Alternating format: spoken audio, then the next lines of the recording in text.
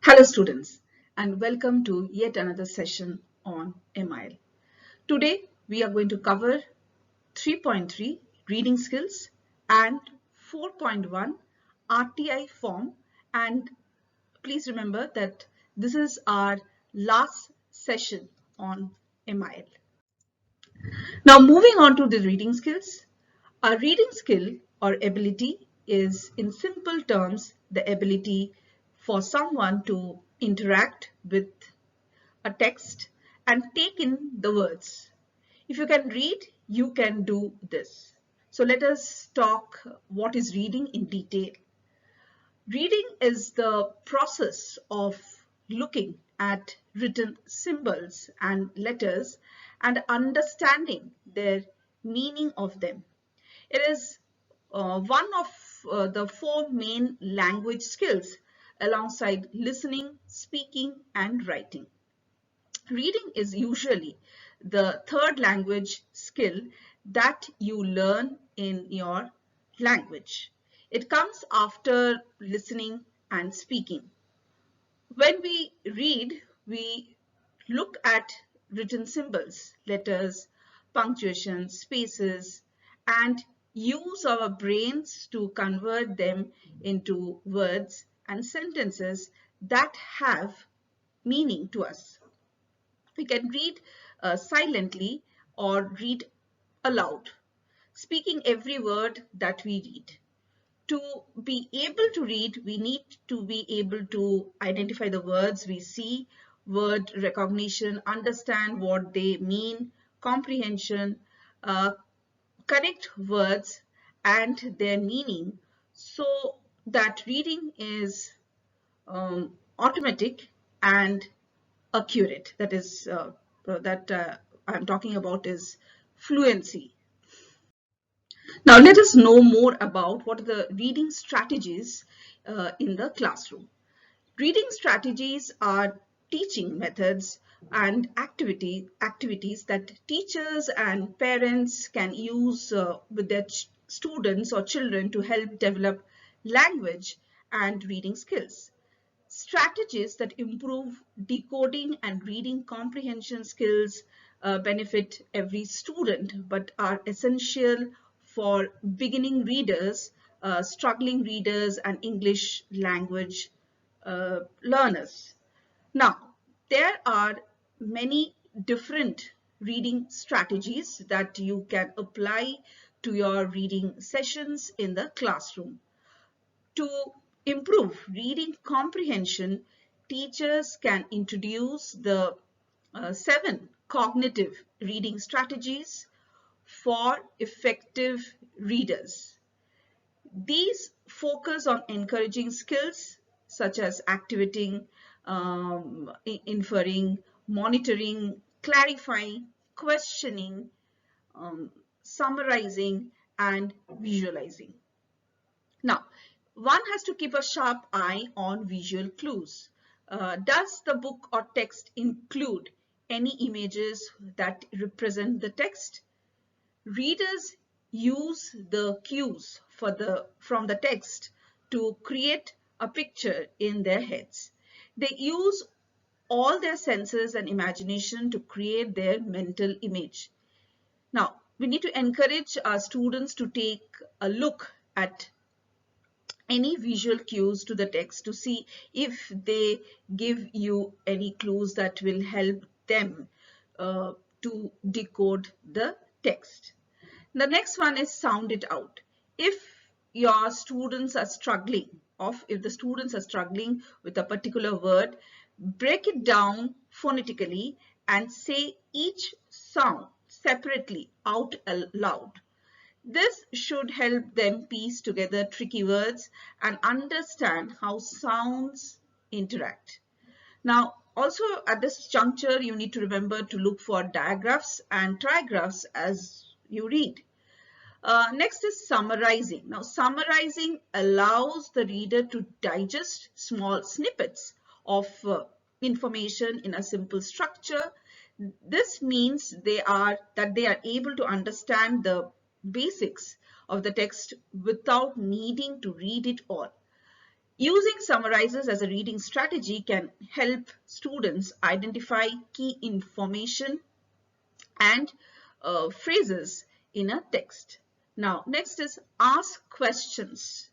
Okay, readers should learn to ask and answer questions to clarify meaning and ensure they understand what they have read. To help with this reading strategy, we need to encourage students to ask questions before, during, and after reading.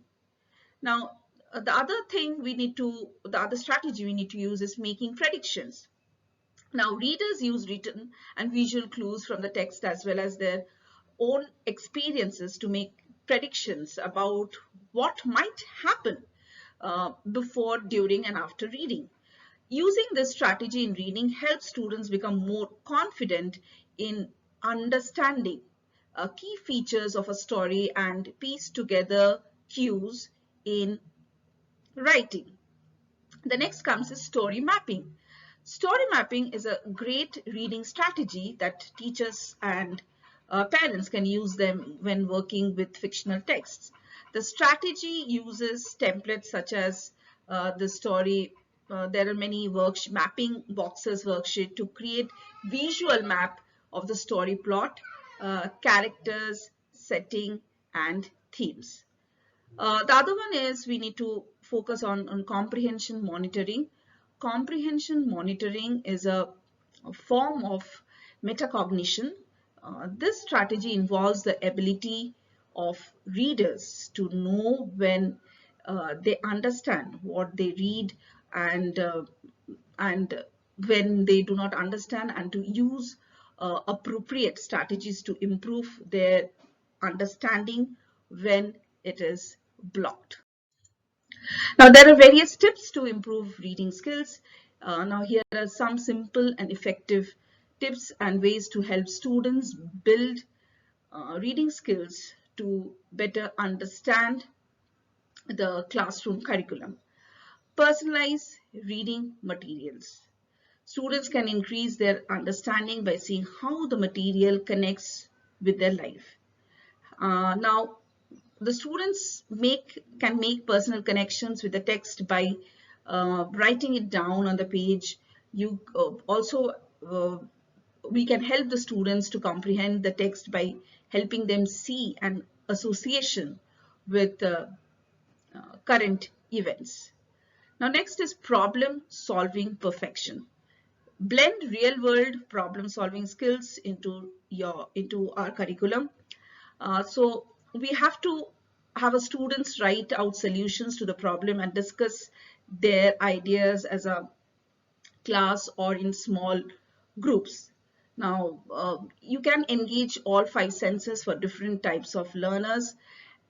Now, also add in activities that reinforce learning and comprehension by using more senses as they read. We need to remind students to read with a pen or pencil to annotate the text.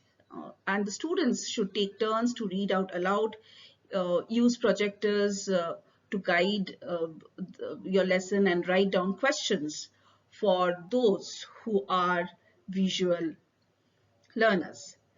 The next one is set reading goals to motivate the students. Have each student set their own reading goals.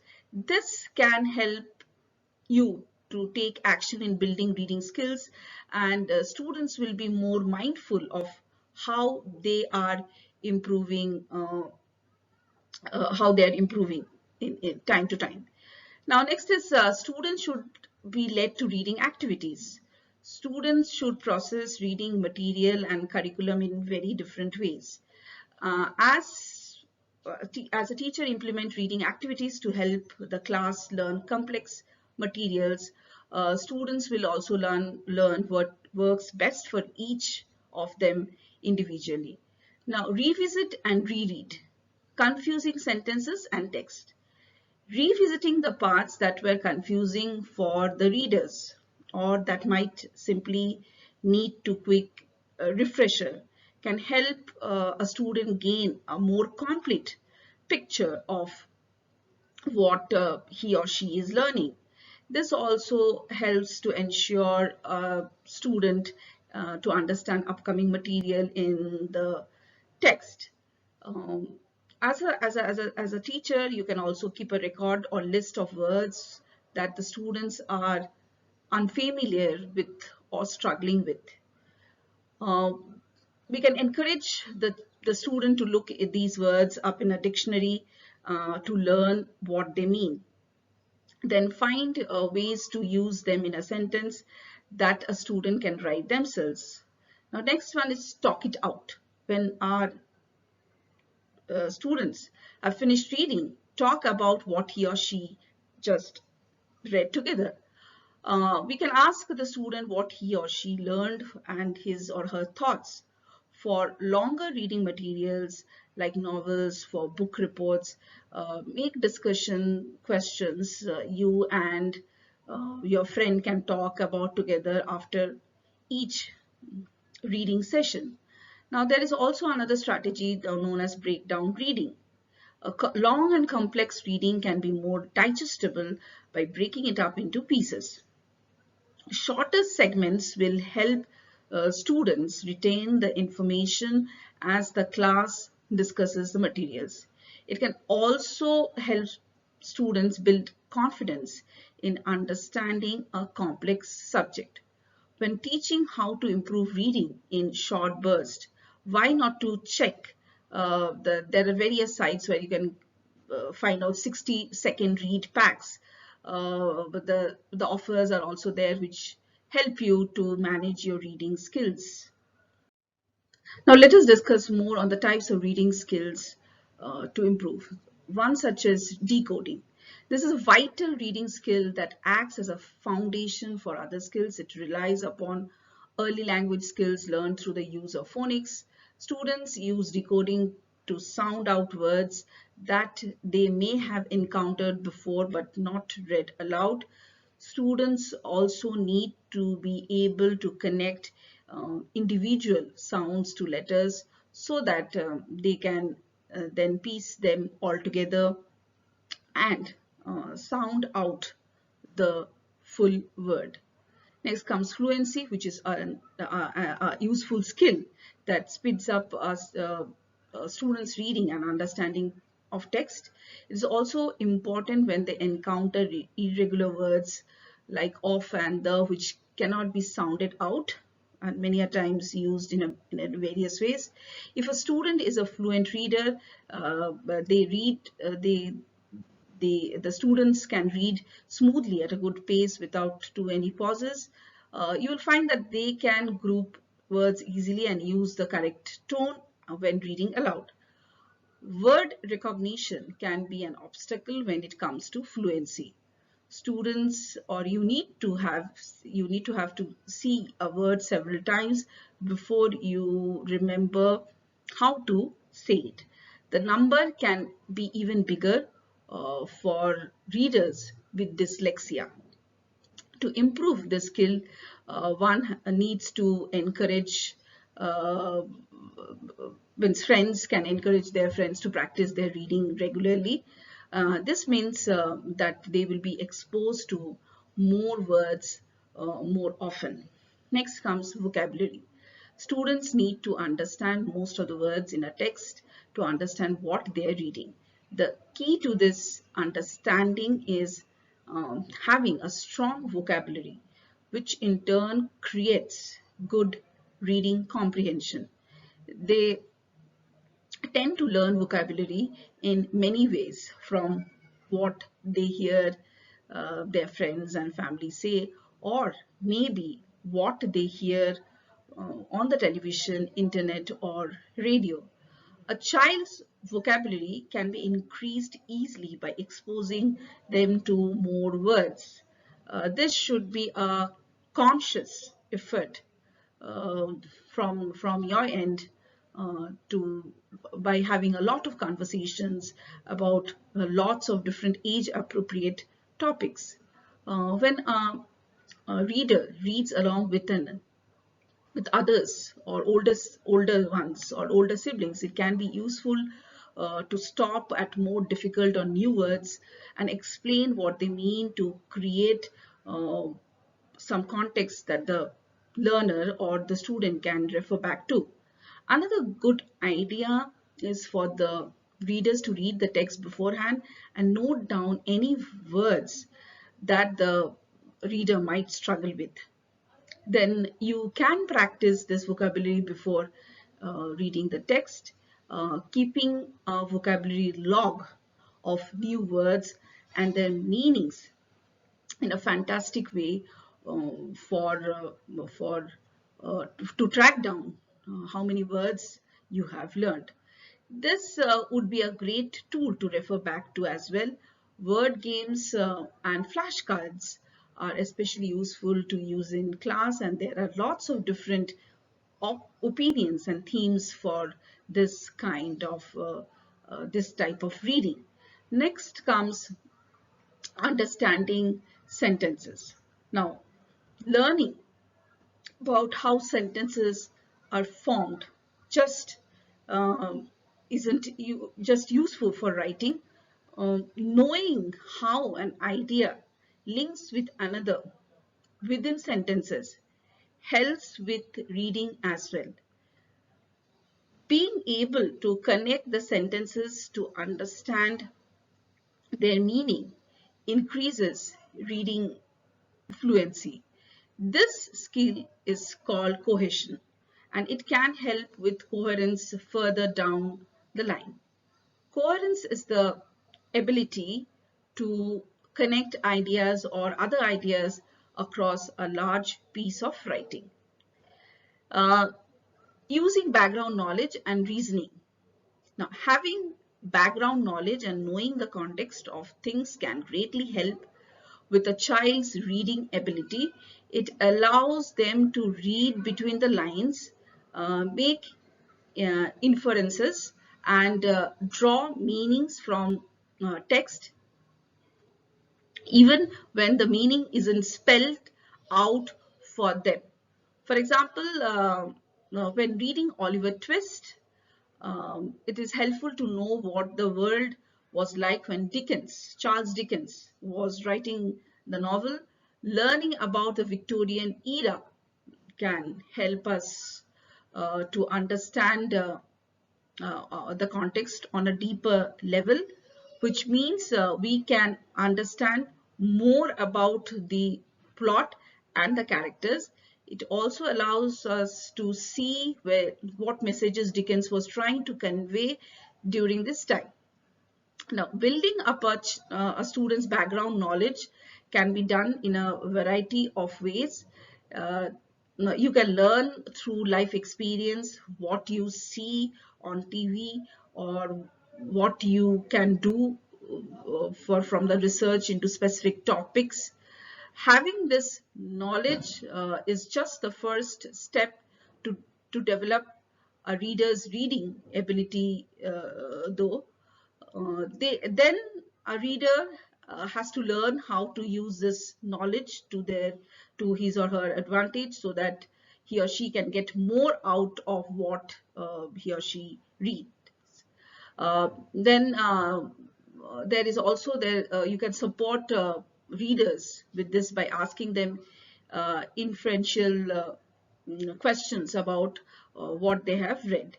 Now, the other thing, key component is paying attention. Paying attention and focusing when reading is a key skill. If you're reading but your mind is elsewhere, you won't taking it anything at all. That's why it's an important skill for children to learn when developing their reading ability. Plus, if a student pays attention to what they are reading, they are much more likely to remember what it is that they have learned from the text. They will also realize that if they don't understand what they have read, they need to go back and reread the text to fully to understand it. Getting a student to pay attention while they're reading is easier said than done. However, the key is finding reading material and they are truly interested in and fascinated by. Now let us know more about how can you improve reading skills at home. The best way to boost a reader's reading skill is to read some more. And reading practice means students will encounter more words, practice pronunciation, and develop their fluency. This does wonder for students' reading ability. However, getting a, a, student to read in the first place can be a difficult task. Now, there are different ways to engage yourself. Now, you need to find out what you love to read, because there is a huge number of complaints. Like 41% of parents say that their children do not enjoy reading. That is a lot of kids, and when kids don't like reading, they are less likely to put the time in to improve.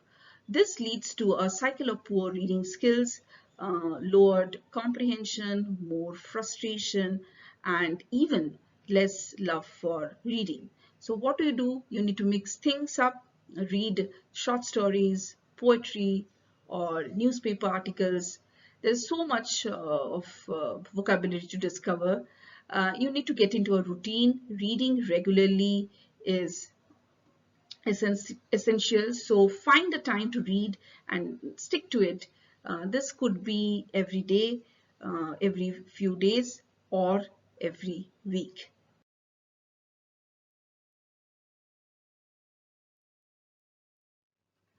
Now we will know more about RTI through the frequently asked questions. The first one is how to file an RTI. To file an RTI, you just need to write an application on a blank plain paper in a normal way, addressed to the PIO of the concerned office. Now next one is what is the fees you must pay for obtaining information.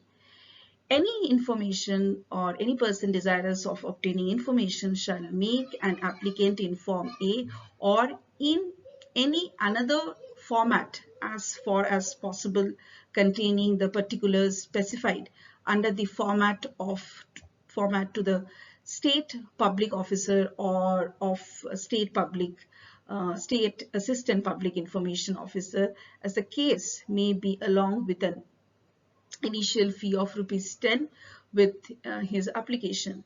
A person now claiming the exemption for the fees shall produce a valid certificate issued by concerned authority that he or she belongs to the below poverty line.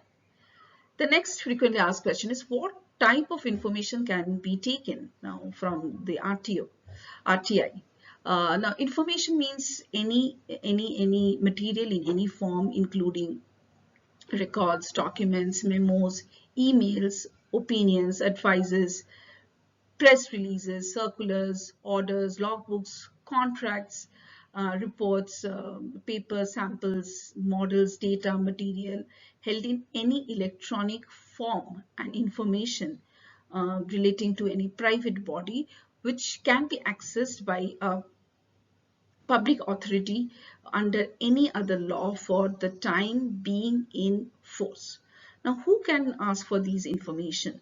Anybody can seek information from any government organization across the Indian territory, and it's not necessary that the applicant who is seeking information should be of the same state or union territory from where the information is sought. The last but not the least is what will happen if my application, if I select the wrong public authority in the RTI request form. Now, in case the RTI application is not meant for the public authority which has been selected by the applicant, the nodal officer of the said public authority would transfer the application to the nodal officer to the concerned central public authority under Section 6 of the RTI Act. Um, Another frequently asked question is, can I ask for more than one subject matter in the RTI format? A request in writing for the information under Section 6 of the Act shall relate in subject matter, and it shall not ordinarily exceed 150 words. If an applicant wishes to seek information on more than one subject matter, he shall make separate applications, and as per the notification from which has been from the RTI, the request made relates to more than one subject matter. The public information officer may respond to the relating to the first subject matter only, and may advise the applicant to make a separate application for each of the other subject matters. So this is the format of RTI. Take a close look of this format. I hope the session has helped you to gain substantial information on the above mentioned topics. As mentioned earlier, this is the last session for MIL English. Do not forget to go through the swellings and take up the assignments. Thank you.